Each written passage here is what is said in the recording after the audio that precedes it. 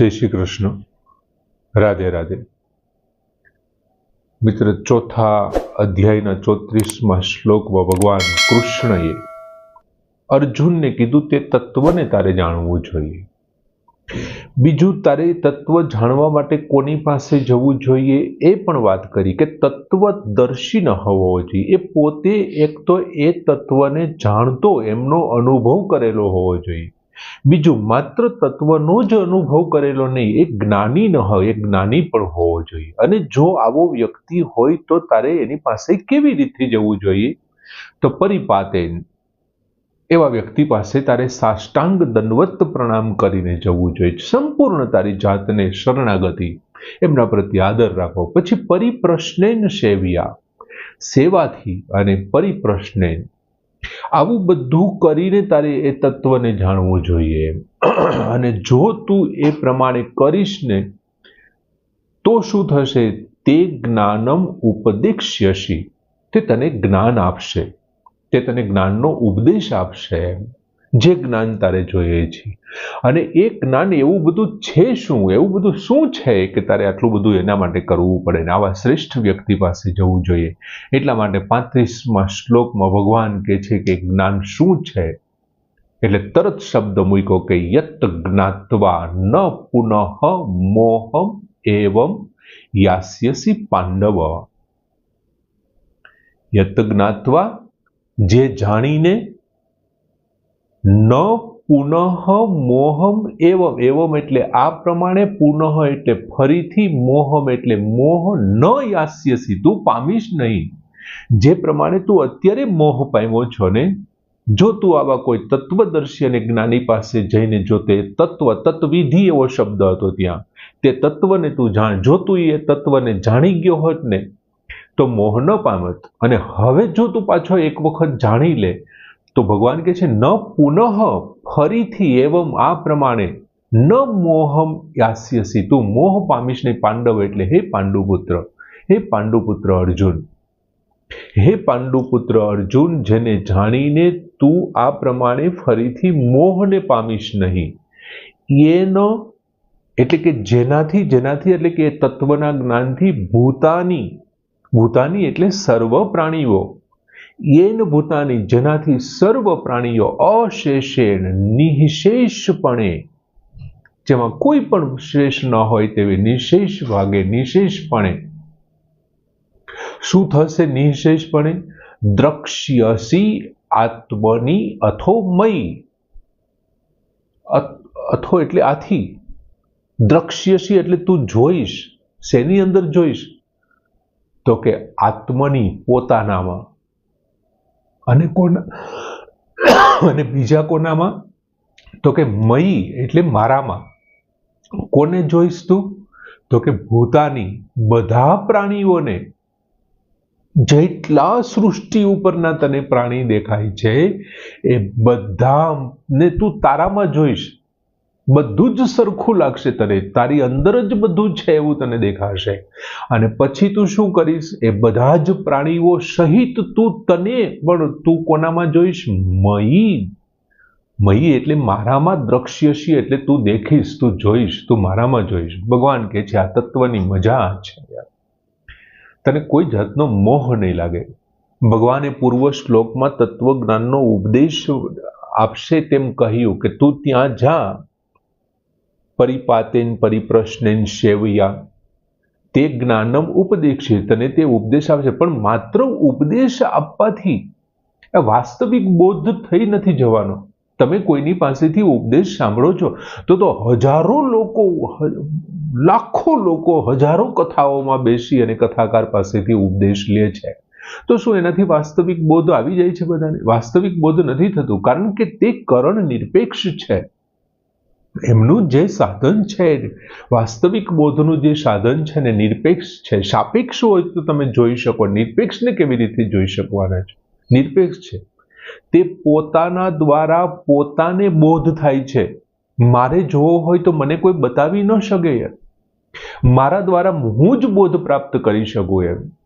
એટલે પોતાના દ્વારા એ તત્વને પ્રાપ્ત કરવું હોય તો મારે પોતે પ્રયત્ન કરવો પડે અને મારા પોતા મારફત પ્રયત્ન કરવો પડે, તો જ હું એમને પ્રાપ્ત કરી શકું. અને એ કેવી રીતે પ્રાપ્ત થાય? એ આપણા પોતાના જે વિવેક છે, વિચાર છે, મન છે, આપણા જે થોટ છે ને એમાં જડ અને ચેતન બંનેનો ભેદને જાણે કે આ જડ છે, આ શરીર છે, જડ છે, આ નાશી છે, અને આ ચેતન છે, અવિનાશી છે, અજન્મા છે, એવું જે જાણી લે અને જડને સર્વથા દૂર થઈ જાય, જડમાંથી એ સર્વથા પોતાનું અસ્તિત્વ પાછું લઈ લે, ત્યારે શરીરમાં કરેલી ઇન્દ્રિયોએ અને શરીરે કરેલા કાર્યો એ મારા તો છે જ ને, કેમ કે હું તો આ છું.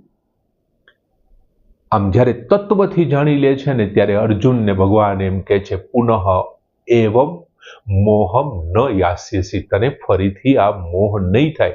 શું કામે? કેમ કે તે તત્વને જાણ્યું નથી ને, એટલે તું સામે રહેલા શરીરને દાદા કહે છે, તું સામે રહેલા શરીરને ગુરુ કહે છે, તું એને ભાઈ કહે છો, તું એને પુત્ર, એને પૌત્ર, આ બધું જ તું કહો છો. એ પ્રકૃતિમાંથી બનેલી એક વસ્તુ છે ને, પ્રકૃતિમાં લીન થઈ જશે. જ્યારે તું આ તત્વથી જાણી લઈશ ને ત્યારે નિઃશેષપણે, અર્જુનને પહેલા અધ્યાયમાં મોહ થયો હતો નહીં કે હું આ બધા લોકોને મારી નાખીશ તો હું કુલગ્નિ બનીશ, કુળનો નાશ કરનારો થઈશ. આ બધાનું જો મૃત્યુ થશે તો પછી હું કુળનો નાશ કરનારો થઈશ, અને એને કારણે શું થશે? મારા પિતૃઓને પિંડદાન કરનારું કોઈ નહીં રહે.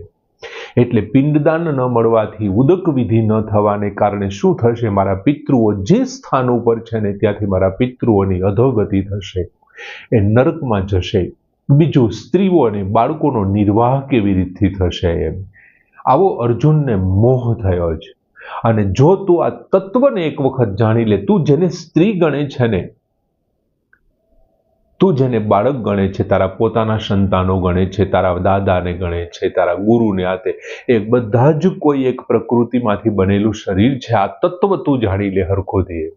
જડ અને ચેતનના તત્વને જાણે. જડ છે, નાશ થવાનું છે, તું કરે તોય ભલે અને ન કરે તોય ભલે, દુનિયાનો કોઈ વ્યક્તિ એમને નહીં બચાવી શકે. ચેતન છે, આજીવન રહેવાનું છે. તું લાખ પ્રયત્ન કરે, નૈનમ છિંદતી શસ્ત્રાણી નૈનમ દહતી પાવક, એમને તું મારી નહીં શકે. આ તત્વને જો તું એક વખત વ્યવસ્થિત જાણી લઈશ ને તો અત્યારે તારા મનમાં જે મોહ થયો છે ને, ભગવાન કહે છે, ન પુનઃ એવમ મોહમ યાસ્યસી, તને આવો ફરીથી પાછો મોહ નહીં થાય. એમ હું વચન આપું છું, તને નહીં થાય. બીજું, મોહ નહીં થાય એ તો બરોબર છે, પણ બીજું શું થશે? એટલે ભગવાન કહે છે, યેનો, જેનાથી, આ જ્ઞાનથી, આ તત્વથી, ભૂતાની એટલે બધા જ પ્રાણીઓ આ તને સામે દેખાય છે ને, તું જેટલાને જોવે છે સિવાયના હાથી, ઘોડા, તારા દાદા, ગુરુ, પુત્ર, પૌત્ર, તારા સસરા, મામા, શાળાઓ, આ બધાને તું જેને જોવે છે, ભૂતાની અશેષ નિઃશેષ ભાગે એનો એક અંશ પણ બાકી ન રહે ને, એટલા બધાને તું શું કરીશ? દ્રક્ષ્યસી આત્મની, તારા પોતાની અંદર જોઈશ. એમની અંદર આત્મા છે, એ જ મારી અંદર આત્મા છે. જે પ્રકૃતિમાંથી એમનું શરીર બન્યું છે, સેમ ટુ સેમ એ જ પ્રકૃતિનું મારું શરીર છે. એમની અંદર જે કાંઈ છે બધું જ મને મારી અંદર દેખાય છે. એટલે એ છે હું છું, હું છું તો એ છે, એ જીવે છે તો હું જીવું છું, હું મરું છું તો એ મરે છે, એ મરે છે તો હું મરું. એવું કાંઈ તારા મનમાં નથી. તત્વથી તું એક વખત જાણી લે. આ જડ છે, જડને સોંપી દેવાનું છે. ચેતન છે, ચેતનને રહી જશે. અને જેવું તને એ બધું તારી અંદર દેખાશે ને, અને પછી તું કોની અંદર દેખાય છે? એમ તને તારી અંદર. એટલે ભગવાન કહે છે, અઠમયી, હવે મારામાં, સર્વાણી ભૂતાની, તું મારામાં પણ જોઈશ એમ. અને મારામાં તું જોઈશ ને ત્યારે હું મારી અંદર, તું તને પણ જોઈ શકીશ એમ. જેમ આ બધા પ્રાણીઓને તું તારી અંદર જોવે છે, એમ તું મારી અંદર જોવે છે. એટલે કે આ માણસ એ છે, એ જ હું છું, અને જે હું અને આ છું ને એ જ આ મારો પરમાત્મા છે. એટલે આત્મા અને પરમાત્મા બધા જ સરખા છે. દરેકનો આત્મા સરખો છે. પછી એ પશુમાંથી લ્યો, પક્ષીમાંથી લ્યો, જીવમાંથી, જંતુમાંથી, કે કોઈ શ્રેષ્ઠ બ્રાહ્મણમાંથી લ્યો, દરેકનો આત્મા સરખા છે. અને બધા જ કેની અંદર દેખાશું આપણે? પરમાત્માની અંદર દેખાશું. એટલે ભગવાન કહે છે કે ભાઈ, દ્રષ્ટા, દર્શન અને દ્રશ્ય ત્રણ કોઈ દિવસ અલગ રહી જ નથી શકતા. અને જેવું એ તને તારામાં દેખાશે ને એટલે ત્વમમાં એ તારું સ્થાપન છે. અને જ્યારે તને બધું મારામાં દેખાશે ને ત્યારે તત્વ એટલે તે તત્વને તું જાણી લે. જો તત્વમાં દેખાણું, પહેલા તને તારામાં દેખાણું એટલે ત્વમ એટલે તું. અને જેવું તને તારામાં દેખાય ને પછી તને તત્વમાં દેખાવા માંડે એટલે તે પરમ તત્વમાં દેખાવા માંડે એટલે તત્વને તું વિધિ એટલે જાણ, એને તું જાણી લે. આ બધું જ પરમાત્મામાંથી છૂટું થયેલું છે અને બધું જ એમની અંદર પાછું આપણે સમાયેલું જોઈએ છીએ. એટલે આ એક અવસ્થા છે. દ્રષ્ટા, દર્શન અને દ્રશ્ય ત્રણેય કોઈ દિવસ જુદા ન હોય. તે એક જ ભાવથી અંતઃકરણની ભાવનાઓથી એમને જોવાની વાત કરે છે. મારામાં જોવે છે, તારું અંતઃકરણ શુદ્ધ થઈ જતા તને મારામાં દે. બીજું મિત્રો, સ્થૂળ દ્રષ્ટિએ જો આપણે એક ઉદાહરણ સમજીએ ને તો સમુદ્રની અંદરથી મોજાઓ ઉછળે છે, મોજાઓ ઉપડે છે. કોઈ એમ કે છે મોજા છે એ સમુદ્ર છે, ખરેખર એ સમુદ્ર નથી. તો કોઈ એમ કે છે કે મોજા જેમની અંદર ઉત્પન્ન થાય છે અને જેમની અંદર સમાઈ જાય છે એ સમુદ્ર છે. ખરેખર એ પણ જમીનના આધારે છે એટલે એ પણ નથી. તો ખરેખર કોણ છે? તો કે જળ તત્વ છે. મૂળ શું છે? સત્તા કોની છે? જળ તત્વની છે. એ જળ તત્વ સમુદ્ર છે, સમુદ્રને બનાવે છે, સમુદ્ર મોજાને. એટલે મિત્રો ખરેખર જોઈએ ને તો આમના જેવું જ આ જે સંસાર છે ને એ સમુદ્ર છે, સંસાર રૂપી સમુદ્ર છે.